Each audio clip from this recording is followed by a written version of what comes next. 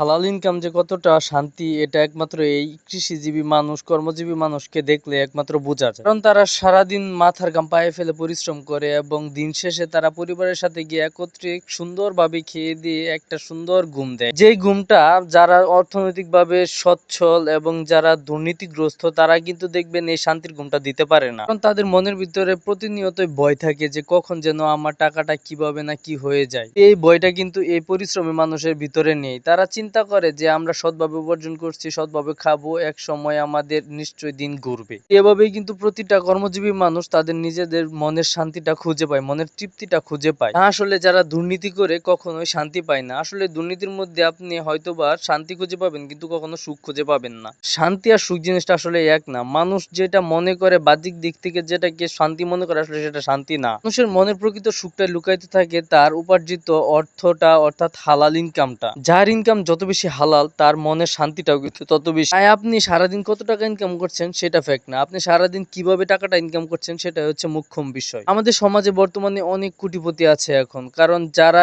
অর্থনৈতিকভাবে সচ্ছল তারা বেশিরভাগই কিন্তু দুর্নীতিগ্রস্ত থাকে। আর যার কারণে দিন শেষে দেখা যায় যে তারা সেই মানসিক শান্তিটা পায় না। যারা আগে তারা কাজ করলে পেত, এখন তারা শুধু মনের মধ্যে একটা শান্তি পায়, এটা হলো যে সমাজে তাকে মানুষ অনেক বেশি মূল্যায়ন করছে, সমাজে তাকে অনেক বেশি মানুষ দাম দিচ্ছে, কোনো অনুষ্ঠান হলে তাকে সবার আগে ইনভাইট করছে। তো আসলে যে সময় সে ঘুমোতে যায়, যে সময় সে তার বিছানায় শুতে যায়, তখন আসলে সে বুঝতে পারে যে আসলে এসব কিছুই না, এসব মিছে মায়া, এসবের পিছনে ঘুরে ঘুরে জীবনটাকে কয়লা করলো। কিন্তু আসলে তারা এই জিনিসটা বুঝেও না বুঝার ভান করে থাকে। এই জন্য আসলে আমাদের পরিবারের মানুষগুলোই দায়ী। আমাদের পরিবারের মানুষগুলো যদি একটা বেলা ভালো না খেতে পারে তাহলেই কিন্তু পরিবারের যে কর্তা আছে তাকে নানান ধরনের কথা শোনায়। আর এই কর্তারা না পারে একজন একেবারে অনৈতিক পথ বেছে নিতে হয় তাদের। কারণ আপনি লক্ষ্য করলে দেখতে পারবেন একজন সরকারি চাকরিজীবীর মাসে কত টাকা ইনকাম, সে কিন্তু আসলে ইনকাম করতে পারে না ওরকম। যাই হোক বন্ধুরা, আজকে আমি আপনাদেরকে ভিডিওতে নিয়ে আসলাম। কেমন হচ্ছে ভিডিওটা অবশ্যই অবশ্যই জানাবেন। আমি আসলে সবসময় চেষ্টা করি যে আপনাদের কেমন গ্রামীণ সুন্দর সুন্দর ভিডিও উপহার দেওয়ার জন্য। যদি আমার ভিডিওতে কোনো ভুল ত্রুটি হয়ে থাকে তাহলে অবশ্যই অবশ্যই ক্ষমা সুন্দর দৃষ্টিতে দেখবেন। কারণ আপনারা আমার অডিয়েন্স, আপনারা আমার ভালোবাসার মানুষ। আপনারা যদি আমাকে ভালোবাসা দেন তাহলে কিন্তু আমি আপনাদের মাঝে সুন্দর সুন্দর ভিডিও উপহার দিতে পারবো। এই যে গ্রামীণ ভিডিওগুলো আপনাদেরকে আমি উপহার দিই, এটা আমার খুব ভালো লাগে।